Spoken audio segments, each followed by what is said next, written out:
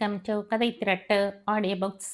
இந்த வீடியோவில் நம்ம என்ன கதை கேட்க போகிறோம்னா, எழுத்தாளர் ஸ்டெல்லா ப்ரூஸ் அவர்கள் எழுதிய மாய நதிகள் கதையின் 10வது பகுதி. நம்ம சேனலை இது வரைக்கும் சப்ஸ்கிரைப் பண்ணாதவங்க சப்ஸ்கிரைப் பண்ணுங்க. பக்கத்தில் இருக்கிற பெல் ஐக்கானை கிளிக் பண்ணி ஆல்ங்கிற ஆப்ஷனை ப்ரெஸ் பண்ணுங்க.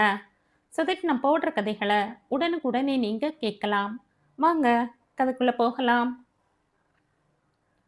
வீட்டு திண்ணையில் உலகநாதனின் அந்த நெடிய உருவத்தை பார்த்த மாத்திரத்தில் பரமேஸ்வரியின் முதுகுத்தண்டில் ஜிலீர் என்றது. நனைந்த உடைகள் உடம்பை இறுக்கிக் கொண்டிருந்தாலும் குப்பென்று வியர்த்துவிட்டது. வாழ்க்கை அசம்பாவித எல்லை ஒன்றை தொடப்போவது தெரிந்தது. ஆனாலும் பரமேஸ்வரிக்குள் வீர குஞ்சு ஒன்றும் சிறகடிக்கத்தான் செய்தது. புகைந்து கொண்டிருக்கிற தாம்பத்திய வாழ்க்கையில் இப்படி ஏதாவது தீப்பொறி போல் வந்து விழுந்தால்தான் இரண்டில் ஒன்று எரிந்து சாம்பலாகும். காலத்திற்குமா ஒருத்தி புகை மூட்டத்திற்குள்ளேயே அவிந்து போய் கிடப்பாள்? இந்த மனசிலிர்ப்போடுதான் பரமேஸ்வரி கதவை திறந்து வீட்டிற்குள் போனாள். உலகநாதன் நின்ற இடத்தில் நின்றபடியே இருந்தார். அச்சுதனை பார்க்க பிடிக்காமல் முகத்தை திருப்பிக் கொண்டார். அவரின் மனதுக்குள் ஆக்ரோஷமும் அச்சமும் கர்ஜனை செய்தன. இரையை அடித்து வீழ்த்த மனசிங்கம் வாளை மெல்ல சுழற்றி கொண்டிருந்தது. அதே நேரம் உலகநாதனின் உடம்பு மனநிலைக்கு முரணாக ஒரு சின்னஞ்சிறு அசைவு கூட இல்லாமல் திண்ணையில் நின்றது. உடல் நிலையின் முரண் சில நிமிடங்களில் மனநிலையிலும் வந்தது.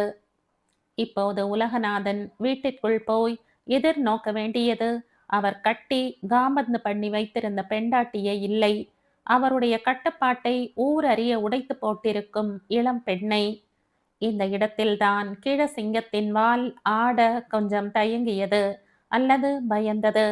கட்டுப்பாடு உடைக்கப்பட்டிருப்பதே சிங்கத்திற்கு தோல்வி இல்லையா? அதனால் சிங்கம் திண்ணையிலேயே நின்ற கோலத்தில் இருந்தது. இந்த அற்புதமான நேரம் பார்த்து சிவமதியின் தகப்பன் அழகர்சாமி ரொம்ப வேகமாக வந்து கேட்ட கேள்வி இது. சமாச்சாரம் ஒன்று கேள்விப்பட்டேன், எவ்வளவு தூரம் நெசம்னு தெரியல. என்ன சமாச்சாரம்? உலகநாதன் எரிச்சலுடன் கேட்டார். தேர்தல்ல நீங்க நிக்கிறதுக்கு சீட்டு கேட்டு மந்திரி முடியாதுன்னு சொல்லிட்டாகலாமே. சிங்கம் வாங்கிய இந்த உதையில் நிஜமாகவே கர்ஜனை போன்ற குரலில் யாரு சொன்னது என்றது.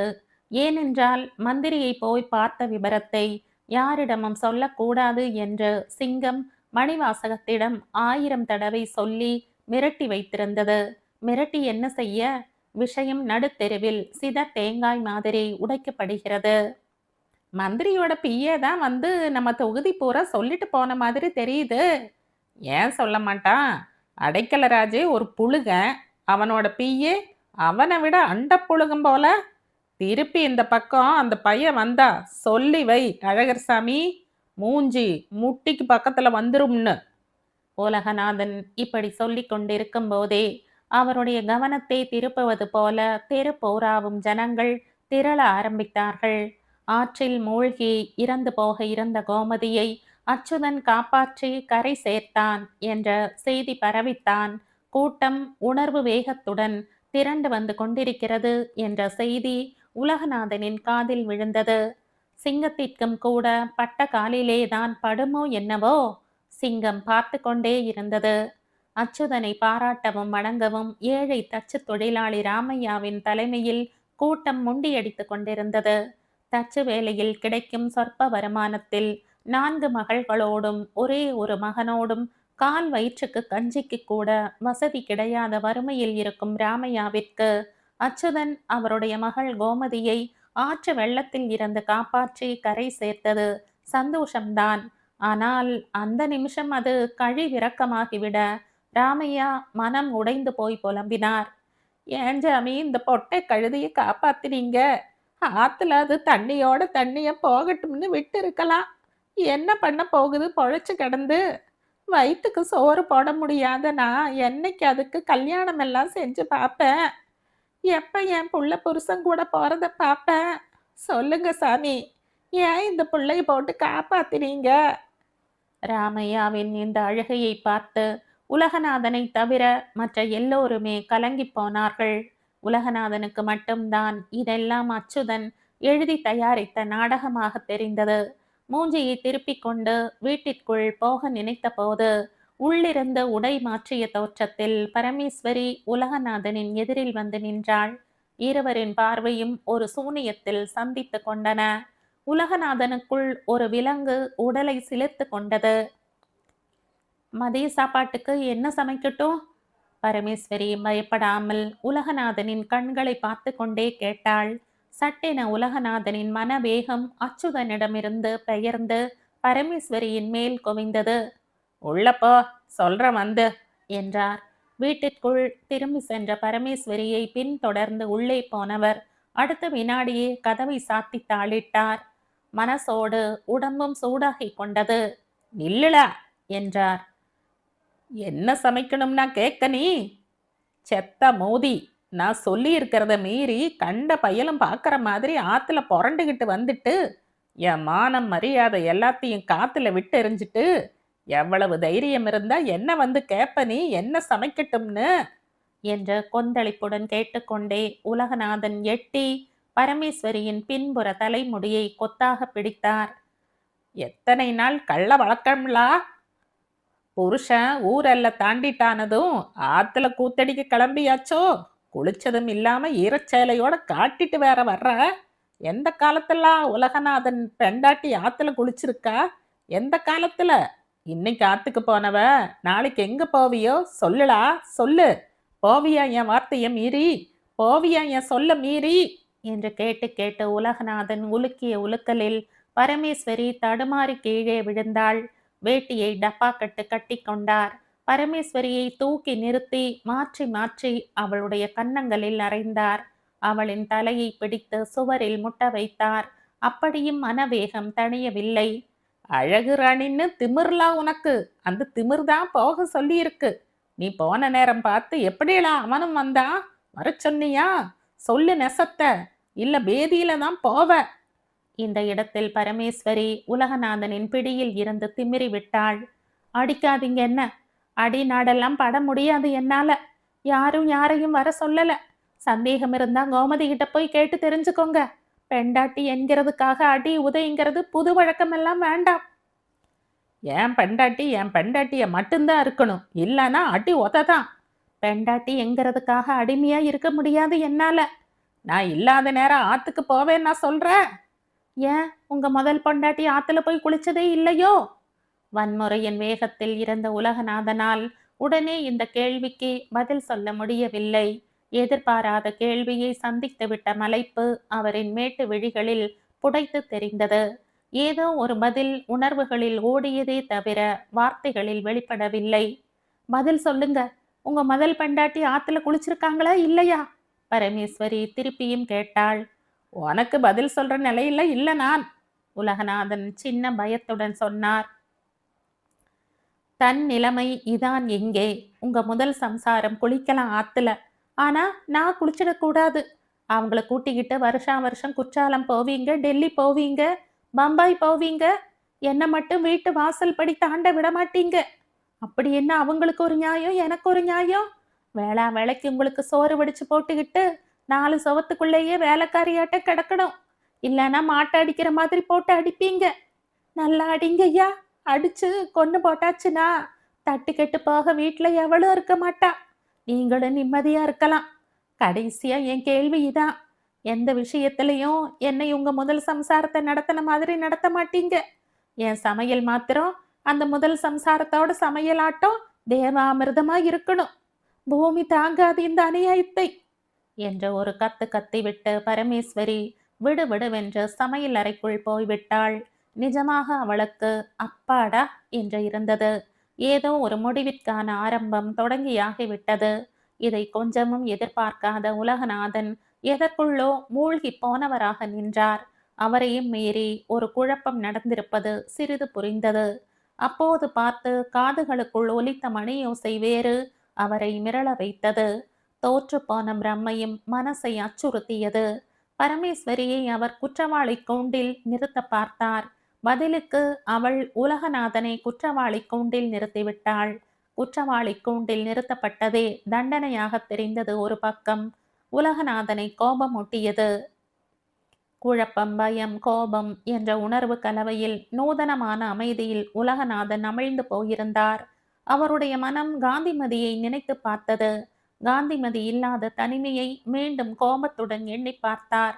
என்ன செய்வதென்று தெரியாத வெறுமையில் வீட்டிற்குள்ளேயே நடந்து கொண்டிருந்தார். அந்த வெறுமை உணர்வுடனே அந்த 2 மணி வெயிலில் இயல்புக்கு மாறாக குளியல் அறைக்கு போனவர் காலம் இழந்த மனநிலையில் கிட்டத்தட்ட 1 மணி நேரம் குளித்து கொண்டிருந்தார். இது பரமேஸ்வரியை பதட்டப்படுத்தி விட்டது. ஆனாலும் உணர்வுகளை கட்டுப்படுத்தி கொண்டாள். உலகநாதனின் எப்பேற்பட்ட நகர்வுக்கும் ஈடு கொடுக்க உள்ளூர தன்னை அவள் தயார்படுத்தி கொண்டாள். உலகநாதன் அணு அணுவாக மனசிதைவிற்கு உள்ளாகிக் கொண்டிருக்கும் சீர்குலைவு அவளுடைய அறிவுக்கு புலப்படவில்லை.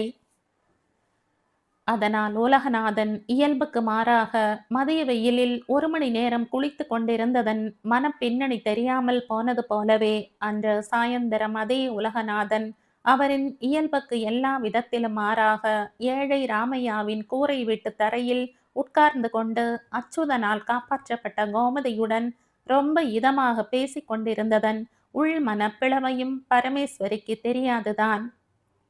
பரமேஸ்வரிக்கு என்ன, இது யாருக்குமே தெரியாதுதான். குழப்பமான மனநிலையில் மறுபக்கமே குழப்பமான மனநிலையின் மறுபக்கம் குழப்பமே இல்லாத முரண்பாட்டு தன்மையுடன் உலகநாதன் கோமதியுடன் உட்கார்ந்து பேசிக் கொண்டிருந்தார். செந்துரை ஜனமே மூக்கின் மேல் விரலை வைத்துவிட்டது. எந்த தெருப்பக்கம் போவதை கூட அந்தஸ்து குறைவானதாக எண்ணி வைத்திருந்தாரோ அந்த தெருவில் இருந்த ராமையாவின் வீட்டிற்குள்ளேயே புகுந்து விட்டிருந்தார் உலகநாதன். அந்தஸ்தை நினைத்தே பார்க்காமல் ஊரில் இல்லாத பாசாங்கு எல்லாம் செய்து கோமதியுடன் பேசி பார்த்ததில் அவருக்கு ஒரு உண்மை தெரிந்துவிட்டது.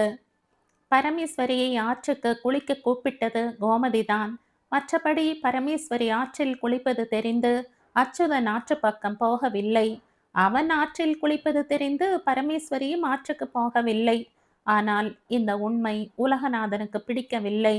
உண்மையில் அச்சுதனுக்கும் பரமேஸ்வரிக்கும் இடையே ஏதாவது ஏடா கூடமாக இருக்க வேண்டும். அதை வைத்துக்கொண்டு இருவரையும் அவர் ஏடா கூடமாக ஏதாவது செய்துவிட வேண்டும். இந்த வன்மமான உணர்வில் அச்சுதனும் பரமேஸ்வரியும் உடல் உறவு கொள்வது போன்ற கற்பனையை மனதில் ஒரே ஒரு நிமிஷம் உலகநாதன் கொண்டு வந்து பார்த்தார். ஆக்ரோஷம் அதிகப்பட இந்த ஒரு நிமிட பார்வையே போதுமானதாக இருந்தது அவருக்கு. இந்த ஆக்ரோஷத்திற்கு நேர்மாறான வேறொரு கபடமான செயலிலும் அதே நேரம் உலகநாதன் இயங்கிக் கொண்டிருந்தார். கோமதியை அச்சுதன் காப்பாற்றியது அவள் செய்த புண்ணியம் என்றார். அச்சுதன் செந்துரைக்கே இளைய பெருமாள் மாதிரி என்று புகழ்ந்தார். கோமதி நேரில் போய் கட்டாயம் அச்சுதனுக்கு நன்றி சொல்லிவிட்டு வருவதுதான் மரியாதை என்று சொல்லி அவளை கல்மிஷத்துடன் ஏவி விட்டார். உலகநாதனின் உள்மனம் அவருடைய புகழ்ச்சியால் கோமதி அச்சுதன் மேல் காதலாகிவிட வேண்டும். அந்த வம்பில் மாட்ட வைத்து அச்சுதனை கேவலப்படுத்தி விட வேண்டும். அதில் உலகநாதனுக்கு தலை குனிவு எதுவும் ஏற்பட வழி கிடையாது. பரமேஸ்வரியுடன் அச்சுதனுக்கு ஏதாவது ஏற்பட்டு அதில் அச்சுதனை விரட்டியடித்தால் அதில் உலகநாதனின் குடும்ப பெயர் நாறிப்போக வழி ஜாஸ்தியாக இருக்கிறது. அதனால் கோமதியின் மூலம் அச்சுதனை விரட்டுவதுதான் உலகநாதனுக்கு சரியாக இருக்கும். சாவில் இருந்து தன்னை காப்பாற்றியவன் மேல் காதல் கொள்ளும் பெண்களை சின்ன வயதில் உலகநாதன் 7-8 தமிழ் சினிமாக்களில் பார்த்திருக்கிறார். கோமதியின் முன்னால் உட்கார்ந்து உலகநாதன் திருட்டுத்தனமாக அவருடைய மனதிற்குள் வரைந்து கொண்டிருந்த இந்த தமிழ் சினிமாவின் காதல் கதைக்கே நிறைய ஒற்றுமை கொண்ட மற்றொரு கதை அவருடைய வீட்டு சமையல் அறையின் ஜன்னல் அருகே யாருக்கும் தெரியாமல் படமாகிக் கொண்டிருந்தது. ஐயோ, என்னங்க பரமேஸ்வரி, உங்களோட 2 கன்னமும் இவ்வளவு மோசமா வீங்கி போயிருக்கு. மை காட், இப்படியா போட்டு அடிச்சாரு? அச்சுதன் அதிர்ந்து போய் கேட்டான். அவங்க சொல்ல மீறி அவங்களுக்கு தெரியாம ஆத்துல குளிச்சதுக்கு ஒரு கன்னத்துல அடி, நீங்க பாக்குற மாதிரி குளிச்சதுக்கு இன்னொரு கன்னத்துல அடி, பரமேஸ்வரி சிரித்து கொண்டே சொன்னாள். Ulaganathan very very complicated and complex person. தயவு செஞ்சு தமிழ்ல சொல்லுங்க. உங்களை ரொம்ப நாளைக்கு இங்க விட்டு வச்சிருக்க கூடாதுமா. சரியில்லை அவர். இன்னைக்கு அவங்க முகமே வேற மாதிரி தான் இருந்துச்சு. தப்பு பண்ணி விட்ட சின்ன பிள்ளை கணக்கா கொஞ்ச நேரம் முழிச்சு முழிச்சு பார்த்துட்டு இருந்தார். சொன்னபடி நாளைக்கு காலையில அந்த நாவல் பழ மரத்தடிக்கு வந்துருங்க பரமேஸ்வரி. பேசி முடிவு பண்ணிடலாம். நாளைக்கு வேண்டவே வேண்டாம். இந்த மூஞ்சி வீக்கத்தோட வாசலுக்கு போக கூட விடமாட்டாங்க. யாராவது கேட்டா என்ன சொல்றது? எனக்கு ஆராய்ச்சியில புத்தியே போக மாட்டேங்கிறது. எப்படி உங்கள இந்த ஜெயில்ல இருந்து மீட்டு கொண்டு போக போறேனோ என்ற யோசனையில தான் மனசு பூராவும் இருக்கு. அது மட்டும் இல்ல, என் முதல் ஆசை உங்களை நிறைய படிக்க வைக்கணும். அது ஒண்ணு போதும் இந்த ஜென்மத்துக்கும். எனக்கு யாரையாவது ரொம்ப பிடிச்சு போச்சுன்னா, அவங்கள எக்கச்சக்கம் படிக்க வைக்கணும் போல இருக்கும். அந்த அளவுக்கா பிடிச்சு போயிருச்சு பரமேஸ்வரியை? ஏன் பிடிக்கக்கூடாதா? ஆச்சரியந்தான். பிடிக்காம போயிருந்தா தான் எனக்கு ஆச்சரியம். நிஜமாவே பரமேஸ்வரிக்கு ஆச்சரியந்தான் இதெல்லாம். பரமேஸ்வரிக்கு இன்னும் பெரிய ஆச்சரியமெல்லாம் இருக்கு. தாங்குவாளா பரமேஸ்வரி? இப்பவே சொல்லணுமா அதையும்? அந்த சந்தோஷத்தையும் இப்பவே குடுத்துட வேண்டியது தானே? I fell in love with Parameswari. Achuthan சொன்னது ஜிலீர் என்று புரிந்தாலும் தமிழ்ல சொல்லுங்க என்ற பரமேஸ்வரியின் குரல் ஒரு மாதிரியாக பெருக்கெடுத்தது. இதுக்கு மொழியே தேவை கிடையாதுமா. I admire you very much. So I love you very much. எனக்கு சொல்றதுக்கு வார்த்தையே தெரியல. வார்த்தை தேவை கிடையாது பரமேஸ்வரி. மனசு தெரிஞ்சா போதும். பரமேஸ்வரியோட மனசு அவங்களோட கண்ல தெரியுதே. நிஜமாவே இதெல்லாம் நிஜம்தானா அச்சுதா? நிஜமாவே நிஜம்தான். மனசு நாளைக்கு பயந்து போயிடாதே. உங்க மனசு பயப்படுமா? மலையே அசைஞ்சாலும் இனிமே பயப்பட மாட்டேன். Very good. மறுபடியும் அவர்கிட்ட வாங்குற மாதிரி எதுவும் செய்திடாம ஜாக்கிரதையா இருங்க. நான் பொறுமையா உட்காந்து யோசனை பண்றேன்.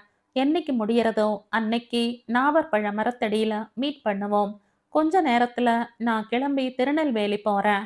அன்னைக்கு கோயில்ல உங்களை போட்டோ எடுத்தனே, அந்த பிரிண்ட்டை வாங்கிட்டு வரப்போறேன். யார் கண்ணிலும் பட்டுடக்கூடாது. படவே படாது. கடைசி வரைக்கும் நம்மளோட நட்பை யாருமே தெரிஞ்சிடக்கூடாது. தெரிஞ்சா அவ்வளவுதான். நம்ம உயிர் நம்மதில்லை. ரொம்ப கவனமா இருப்பேன். போதுமா? இதை அச்சுதன் பரமேஸ்வரியிடம் சொல்லிக் கொண்டிருந்ததற்கு சற்று முன்புதான் உலகநாதன் கபடமான பேச்சை புரிந்து கொள்ள தெரியாத கோமதியிடம் பேசிவிட்டு தன் வீட்டுக்கு போய் பரமேஸ்வரியின் மூஞ்சியை பார்க்க பயந்தும் பார்க்க பிடிக்காமலும் வேத பாடசாலை வரைக்கும் ஒரு நடை போய்விட்டு வரலாம் என்ற நினைப்பில் அந்த பக்கமாக நடந்து விட்டார். உடனே கோமதிக்கு மெட்ராஸ் அண்ணாச்சி அச்சுதனை பார்த்து ஒரு நன்றி வார்த்தை சொல்லிவிட்டு வரலாம் போல இருந்தது. உலகநாதனின் கபடம் கோமதியின் அறிவில் துளி கூட படியவில்லை. அவளுக்கு நிஜமாகவே அண்ணன் போலத்தான் தெரிந்தான். அவளுடைய ஒரே தம்பி பழனியப்பனை துணைக்கு கூட்டிக் கொண்டு அச்சுதனின் வீட்டுக்கு ஒரே ஓட்டமாக ஓடினாள். அப்போது அவளுடைய தம்பி நிஜமாகவே பழனியாண்டி போல ஒரே ஒரு கோவணம் மட்டும்தான் கட்டி இருந்தான். கோமதி அவனுடன் போய் அச்சுதன் வீட்டு வாசலில் நின்று மெட்ராஸ் அண்ணாச்சி என்று கூப்பிட்ட குரல் அவளுக்கே கேட்டிருக்குமா என்பது சந்தேகம்தான். தம்பியை கூப்பிட சொன்னாள். அவனுடைய குரல் அதற்கு மேல்.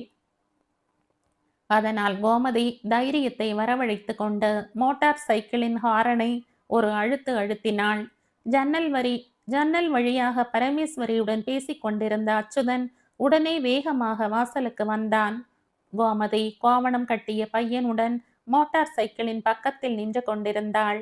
அழுகை வர வர அடக்கி கொண்டு வார்த்தைக்கு வார்த்தை அண்ணாச்சி அண்ணாச்சி என்று சொல்லி அச்சுதனுக்கு அவள் வாய் நிறைய நன்றியை தெரிவித்துக் கொண்டிருந்த போது வேத பாடசாலை பக்கம் போன உலகநாதன் ஏதோ ஒரு நினைப்பில் திரும்பி வந்து கொண்டிருந்தார்.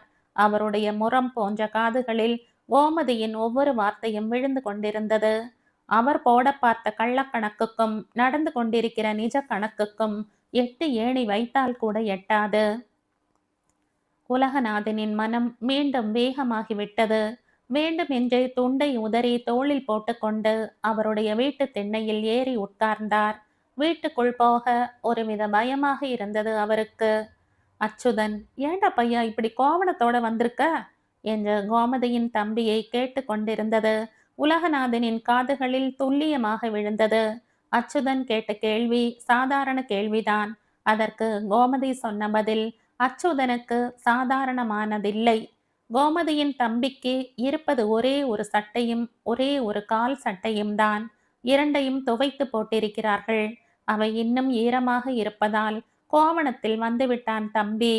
வறுமையில் கிடந்த கோமதியின் குடும்பத்தில் ரொம்ப இயல்பான விஷயம் இது. ஏற்கனவே போட்டிருந்த திட்டப்படி அன்று சாயந்தரம் திருநெல்வேலி போன அச்சுதன் கோமதியின் தம்பிக்கு 2 சட்டைகளும் 2 கால் சட்டைகளும் வாங்கி வந்து கொடுத்ததும் அவனுடைய குணத்திற்கு இயல்பான விஷயம்தான். சென்னையிலும் இப்படி எத்தனையோ ஏழைகளுக்கு உதவி செய்திருப்பவன்தான். ஆனால் சின்ன ஊரான செந்துறையில்தான் இயல்பான மனிதாபிமானம் அரிய விஷயமாக அதிகமாகவே புகழப்பட்டது. அப்படி அவனை செந்துறை கிராமத்தால் புகழப்பட புகழப்பட உலகநாதனின் மனவேகமும் உச்சத்திற்கு ஏறியது. ஒரு வன்ம பல் சக்கரம் அவருள் சுழன்று கொண்டே இருந்தது. தெரிந்தோ தெரியாமலோ உலகநாதன் பரமேஸ்வரியிடம் தோற்று போய்விட்டார்.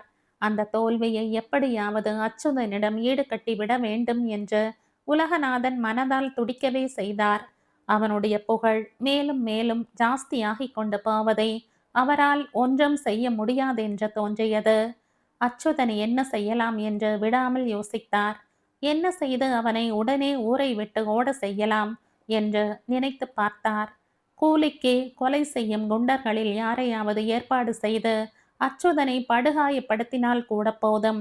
பயந்து போய் ஊரை விட்டு ஓடிப்போய் விடுவான்.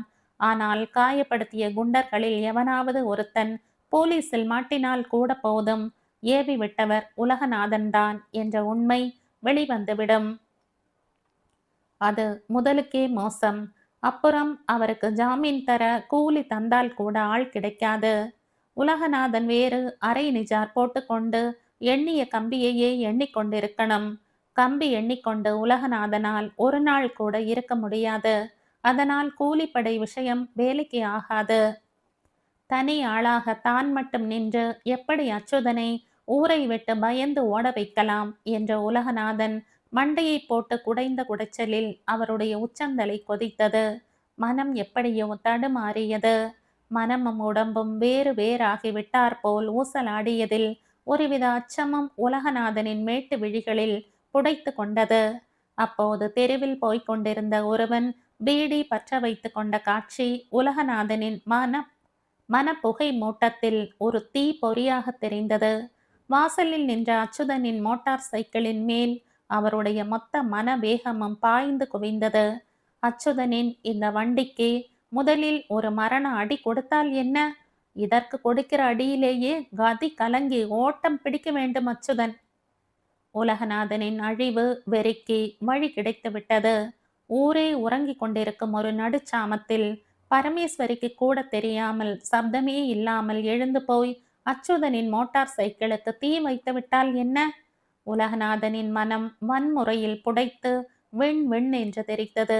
குரூரமான மகிழ்ச்சி அவரின் கண்களில் உடனே கசியவும் தொடங்கியது. தீ வைத்தது யார் என்ற ரகசியமும் ஒருத்தருக்கும் தெரிய போவதில்லை. அச்சுதனும் அதற்கு பிறகு துணிச்சலாக செந்துறையில் இருக்க போவதில்லை. அவன் ஓடி போய்விட்டால் அந்த சிறுக்கி டேஷ் சிவமதிக்கும் கள்ள ஓட்டு போட ஆள் இல்லை. அப்புறம் ஒரு நாள் சாவகாசமாக பரமேஸ்வரியையும் தீ வைத்து கொளுத்திவிட்டு அவள்தான் தற்கொலை செய்து கொண்டாள் என்று கதை கட்டிவிட்டால் முடிந்தது கதை. பிறகு உலகநாதனை கேட்பதற்கு ஆள் கிடையாது. கால் மேல் கால் போட்டுக்கொண்டு உலகநாதன் நிஜ பண்ணையார் மாதிரியே இருக்கலாம். தேவைப்பட்டால் அப்போது அழகர் சாமியை கேட்டு கொன்னட்டி சிவமதியை தனக்கு சமைத்து போடுகிற சமையல்காரியாக வைத்து கொள்ளலாம். சம்பளம் கொடுத்துத்தான். தேவைப்பட்டால் கொன்னட்டியை அதற்கும் சேர்த்தே வைத்து கொள்ளலாம். உலகநாதன் எல்லாவற்றுக்குமே தயாராகி கொண்டிருந்தார். காலையில் இருந்தே உலகநாதன் கூண்டுக்குள் புதிதாக அடைக்கப்பட்ட வன விலங்கு போல வீட்டில் அலைந்து கொண்டிருந்ததை பரமேஸ்வரியும் கவனித்து கொண்டுதான் இருந்தாள். மனதுள் தீர்மானித்திருந்த வன்முறை அவருடைய கண்களில் இப்போதே வந்து இறங்கி இருந்ததில் காணுகிற காட்சிக்கும் பார்க்கிற தோரணைக்கும் ஒருங்கிணைப்பு இல்லாமல் பிளவுபட்ட கதியிலேயே உலகநாதனின் எல்லா செயல்களும் நடைபெற்று கொண்டிருந்தன. ராத்திரி சாப்பாட்டின் போது குழம்பு ஊற்றி சாப்பிட மறந்து சாப்பாட்டை மோரில் அவர் ஆரம்பித்து கொண்டதை பரமேஸ்வரி மௌனமான அதிர்ச்சியுடன் பார்த்து கொண்டிருந்தாள். படுக்கையில் நீண்ட கனத்த ஈட்டி மாதிரி ஒட்டாமல் படுத்து கொண்டிருந்த உலகநாதன் கடிகாரத்தில் மணி அடித்த போதெல்லாம் அதிர்வுடன் பக்கத்து கட்டிலில் படுத்திருக்கும் பரமேஸ்வரியை தலையை லேசாக உயர்த்தி நோட்டம் விட்டார். அவருடைய இந்த அத்தனை ஓய்வின்மையையும் உணர்ந்தபடி பரமேஸ்வரியும் உறங்காமல் வெறுமே கண்களை மூடியபடி கிடந்தாள். உலகநாதனின் ஓய்வின்மை அவளுக்கு கவலையையும் பயத்தையும் ஏற்படுத்தியது. கடிகாரத்தில் 2 மணி அடித்த ஒரு சில நிமிடங்களில் உலகநாதன் சின்ன அரவம் கூட ஏற்படுத்தாமல் படுக்கையில் இருந்து எழுந்து உட்கார்ந்தார். பரமேஸ்வரியை பார்த்தார். நன்றாக உறங்குபவள் போல் தெரிந்தாள். மெல்ல கட்டிலை விட்டு இறங்கிய உலகநாதன் ஓசை இல்லாமல் நடந்து சமையல் அறைக்கு போனார். தீப்பெட்டியை தேடி எடுத்து கொண்டார். மார்பு சற்று வேகமாக துடித்தது. அவருக்கு பயத்தில் திரும்பி பார்த்தபடியே பூனை போல நடந்து வாசல் கதவை அடைந்தார். உடம்பில் வியர்வை பெருகி வழிந்தது. ரொம்ப கவனமாக இழை இழையாக வாசல் கதவை திறந்தார். மனித நடமாட்டமே இல்லாமல் தெரு வழக்கத்திற்கு மாறான அகாலத்தில் காட்சியளித்தது. எல்லா வீடுகளும் இருளில் கரைந்து தெரிந்தன. உலகநாதன் தன் வீட்டின் உட்புறத்தை மறுபடியும் ஒரு தடவை திரும்பி பார்த்து கொண்ட பின் தெருவில் இறங்கினார். அச்சுதனின் மோட்டார் சைக்கிள் கம்பீரமாக நின்றது. உலகநாதனுக்குள் இருந்த வனவிலங்கு வாளை சுழற்றியபடியே அதை நோக்கி நகர்ந்தது. வண்டியை சுக்கல் சுக்கலாக உடைத்து நொறுக்க வேண்டும் போல இருந்தது. ஆனால் அதற்கு சாத்தியம் கிடையாது. உலகநாதன் பெட்ரோல் டேங்கின் வட்ட மூடியை நீக்கினார். குப் என்ற பெட்ரோல் நெடி நாசியை தாக்கியது. உலகநாதனின் விரல்கள் நடுங்கின. யாருக்கும் தெரியாமல் ஒரு கர்ம காரியம் செய்வதாக தோன்றியது அவருக்கு. அப்போது பார்த்து காதுக்குள் ஏதேதோ பேச்சுக்குரல் குழப்பமாகவும் அதிர்வாகவும் ஒலித்ததில் உணர்வு சிதறலுக்கு உட்பட்டு உலகநாதன் தீக்குச்சியை உரசி பளீரென அதை பெட்ரோல் டேங்கிற்குள் நழுவ விட்டார். அந்த வினாடியே செந்தீ குபீரென்று மேல் நோக்கி எழுந்தது. மிரண்டு விட்ட உலகநாதன் ஓடிப்போய் வீட்டுக்குள் நுழைந்து அவசரமாக கதவை பூட்டி கொண்டார். மூச்சு வாங்கியது அவருக்கு. படுக்கையை விட்டு எழ பயந்து கண்களை மூடியபடியே படுத்திருந்த பரமேஸ்வரி நடக்கக்கூடாது ஏதோ நடந்து கொண்டிருக்கிறது என்ற நடுக்கத்தில் கூர்மையாக இருந்தாள். மீண்டும் ஓசையில்லாமல் நடந்து வந்து உலகநாதன் படுத்து கொண்டு விட்டார். அவருடைய வன விலங்கு நெஞ்சுக்குள் கொக்கரித்தது. ரொம்ப திருப்தியுடன் உலகநாதன் கண்களை மூடிக்கொண்டார். ஆனால் அவரிடம் இருந்து வந்த மெலிதான பெட்ரோல் நெடி பரமேஸ்வரியை சிறிது கலவரப்படுத்தியது. உலகநாதன் என்ன செய்துவிட்டு வந்திருக்கிறார் என்பதை அவளால் யூகிக்க முடியவில்லை. திடீரென வெளியில் இருந்து கனத்த பெட்ரோல் வாசனையும் அனல் கலந்த காற்றும் வந்ததில் ஏதோ பயங்கரம் நடந்திருப்பதை பரமேஸ்வரியால் உணர முடிந்தாலும் எழுந்து போய் பார்க்க தைரியம் வரவில்லை அவளுக்கு. அநியாயமாக உறங்குவது மாதிரி இருக்க வேண்டியிருந்தது. இதற்குள் வெளியில் யாரோ உரத்த குரலில் கூக்குரல் இடுவது கேட்டது. 4வது வீட்டு தைலாவின் மகன் சிறுநீர் கழிக்க அவனுடைய வீட்டு கதவை திறந்து வந்தவன் மோட்டார் சைக்கிள் பெருந்தீ சூழ்ந்திருப்பதை பார்த்து ஐயோ தீ, ஐயோ தீ என்று கத்தினான். ஒரு சில நிமிடங்களில் எல்லா வீட்டு கதவுகளும் திறக்கப்பட்டு விட்டன. சப்தமும் கூச்சலுமாக கேட்டது. கட்டுப்படுத்த முடியாமல் பரமேஸ்வரி எழுந்து நின்று விட்டாள். அப்போதுதான் சப்தம் கேட்டு எழுந்து கொண்டவர் மாதிரி உலகநாதனும் என்ன என்ன என்ன ஆச்சு என்று கேட்டுக்கொண்டே எழுந்து நின்றார். ஒன்றும் தெரியாதவர் போல வெளியில் ஓடியவரின் பின்னால் பரமேஸ்வரியும் ஓடினாள்.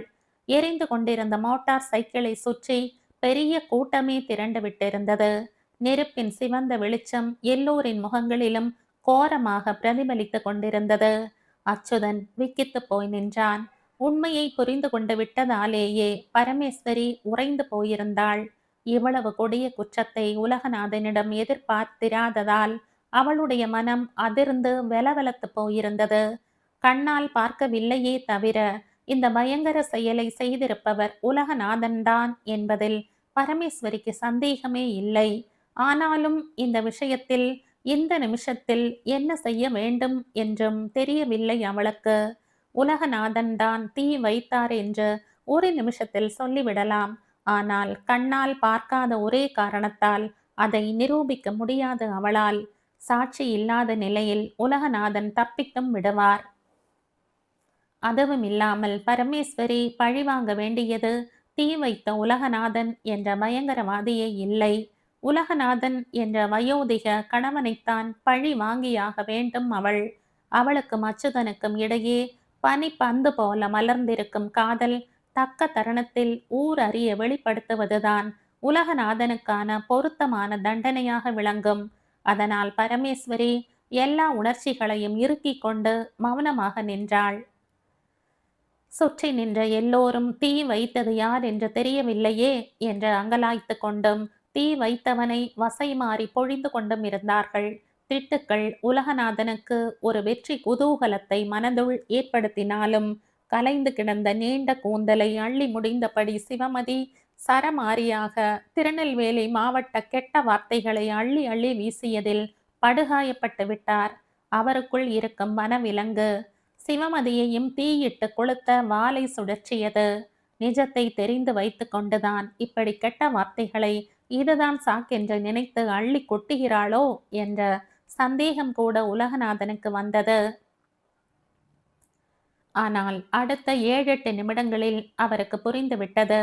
சிவமதியின் இந்த கெட்ட வார்த்தையின் சாமியாட்ட நோக்கம் பூராவும் அச்சுதனை வலை போட்டு பிடிக்கத்தான் என்பதை உலகநாதன் மோப்பம் பிடித்து விட்டார். எல்லாம் அவருடைய நேரம். அவர் எது செய்தாலும் அதில் அவருக்கு பிடிக்காத ஒரு எதிர் விளைவு நிகழ்ந்து விடுகிறது. மிதிப்பட்ட சிறுத்தையாக உலகநாதன் பார்த்து கொண்டே இருந்தார்.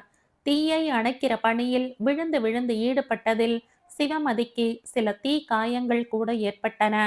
அவளுக்கு இதெல்லாம் விழுப்புண்கள். இதையெல்லாம் பார்த்து அச்சுதன் ஒரே ஒரு நாளாவது சிவமதியின் உடம்பை ஏற்றுக்கொண்டால் போதும், சிவமதியின் கட்டை எளிதாக வேகும்.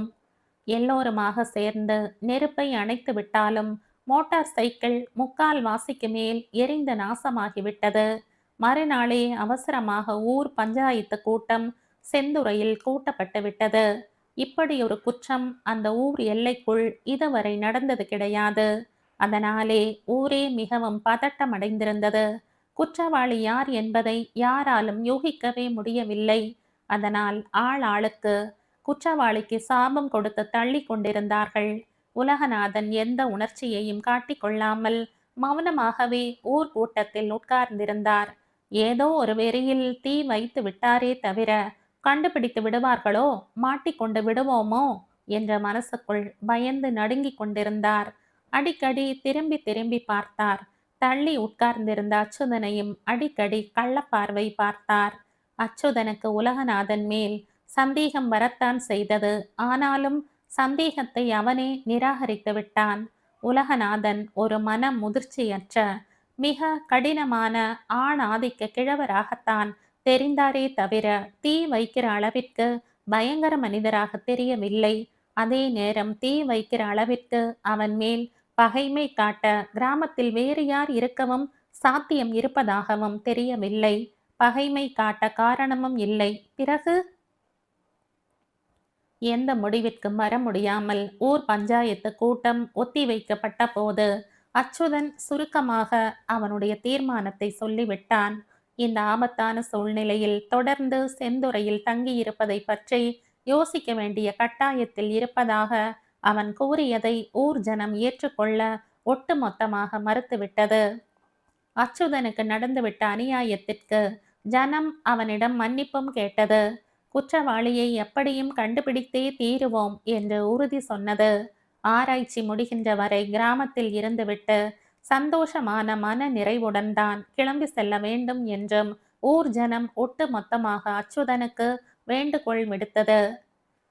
உலகநாதனுக்கு ஊர் பஞ்சாயத்து அலுப்பாக இருந்தது. போறேன்னு சொல்றவன போய் தொலைய விடுங்களே என்ற மனதிற்குள் முனங்க நினைத்தவர் கட்டுப்பாடு இழந்து கொஞ்சம் உறக்க சொல்லிவிட்டார்.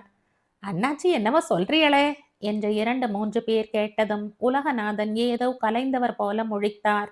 பயந்தார். திரும்பி பார்த்தார். ஏதோ ஒன்று ஞாபகத்திற்கு வந்து விட்டது. தன்னை காப்பாற்றிக் கொள்ள சட்டென எழுந்து நின்றார். பேசவே தடுமாறுது எனக்கு. ஏன்னா என் வீட்டுக்கு வந்திருக்கிற பையனுக்கு இப்படி ஒரு அநியாயம் நடந்திருக்கு.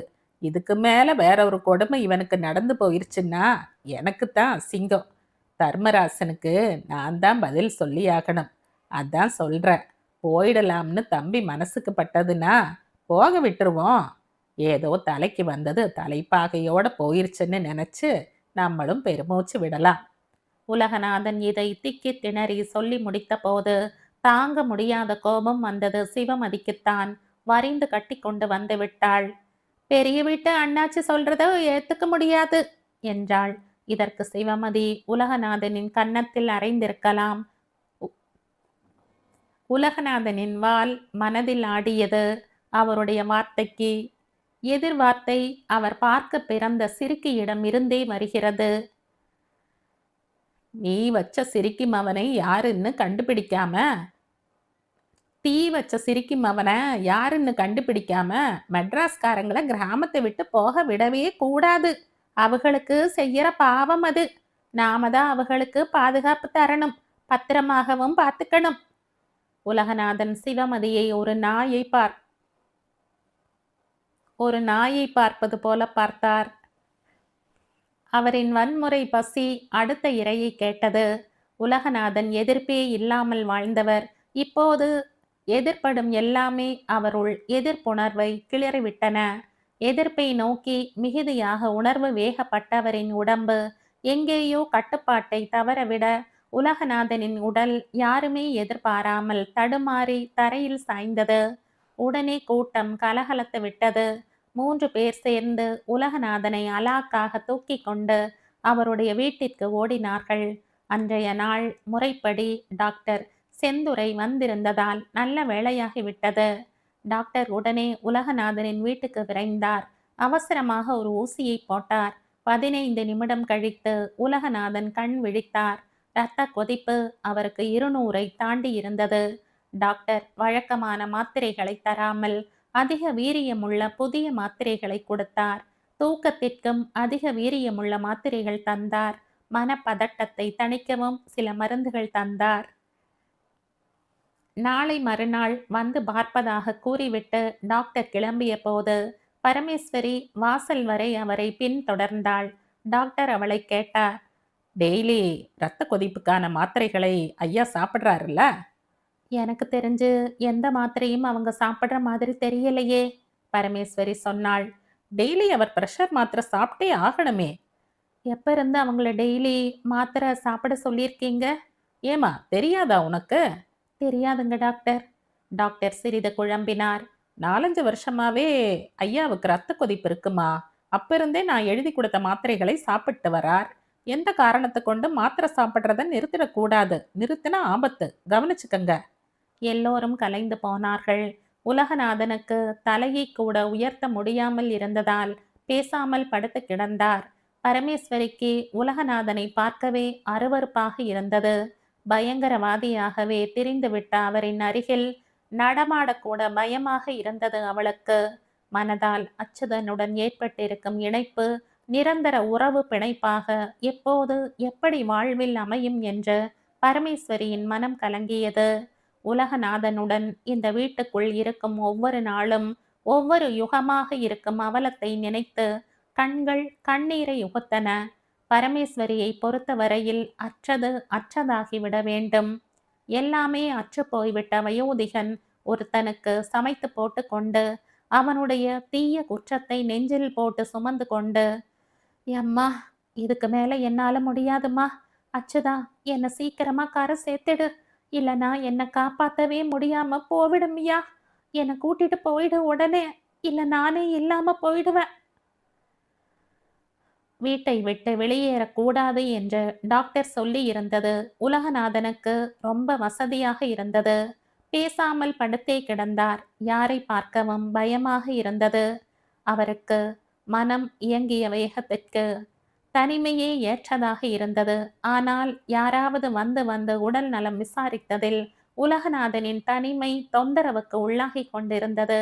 அது மட்டுமில்லை, யாருக்கும் தெரியாமல் அவர்தான் தீ வைத்தவர் என்ற உண்மை தெரியாமல் அவரிடமே அதை பற்றி ஒவ்வொருத்தரும் அங்கலாய்ப்புடன் பேசியதை கேட்டு கேட்டு உலகநாதனுக்கு ஆக்ரோஷம்தான் ஜாஸ்தியானது. மற்றொரு குற்றத்திற்காக அவரின் மனம் அலை பாய்ந்தது. அல்லது அத்தனையையும் விட்டுவிட்டு காந்திமதியிடம் போய் சேர்ந்து விட வேண்டும். இன்னொரு குற்றம் செய்வதை விட அதுதான் முழுமையான நிவாரணமாக இருக்கும் என்று தோன்றியது உலகநாதனுக்கு.